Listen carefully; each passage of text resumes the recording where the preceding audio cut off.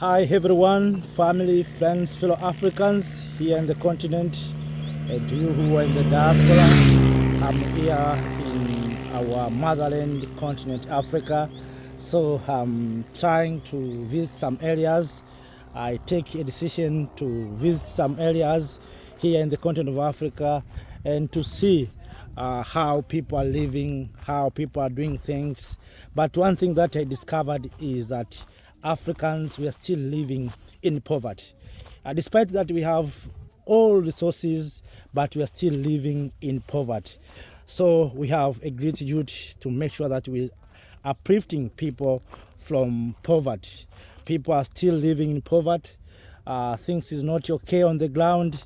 Schools are not good enough, and also health cares, infrastructures are not good. So we need to improve things on the ground to make sure that Africans can enjoy their resources.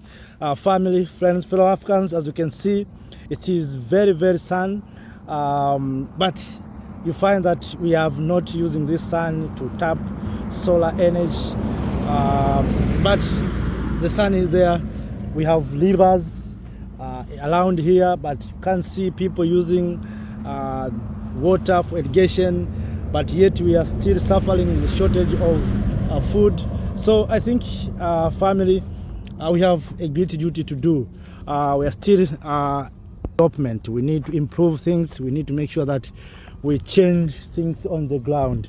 So, kings and queens, ladies and gentlemen, a beautiful and attractive continent. As you can see, Africa has resources, Africa has fertile land, Africa has almost everything. What we lack right now, I think it is the issue of leadership.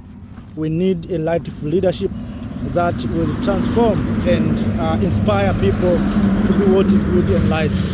What's happening in other countries, especially in Niger, Mali, in Burkina Faso, I think must be also taken in other African countries. So, kings and queens, ladies and gentlemen, as you can see here, I'm still riding his bicycle. You can see his bicycle, how it looks like.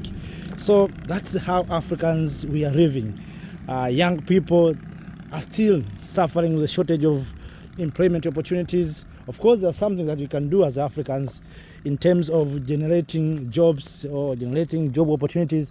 But what we lack is inspiration and leaders who can energize young people to be part of production. So it's my hope that we can invest in our resources, we can energize one another, and of course we need education system that will improve and make Africans to see opportunities.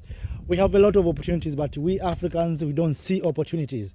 And that's why sometimes you wonder that when the Chinese are coming to Africa, are the ones who are taking these opportunities.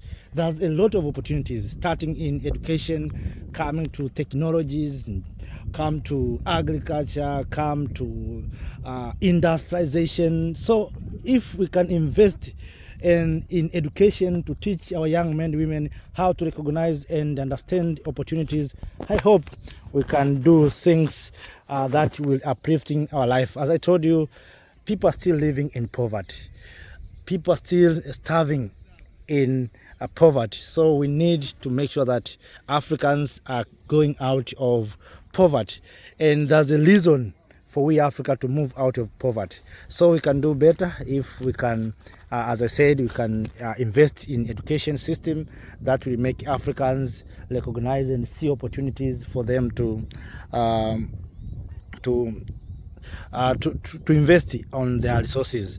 So in this area, I've discovered one thing that is, as I said, is the issue of poverty. People are living in poverty. There's lack of investment. People are not invested. We need to invest as Africans because opportunities are there on the ground, and we need to make sure that we see opportunities. So kings and queens, I have no more to share, but I'm very happy that today I take this opportunity to visit some areas, to engage with communities, to engage with other people, so that I can learn from them and also they can learn from me.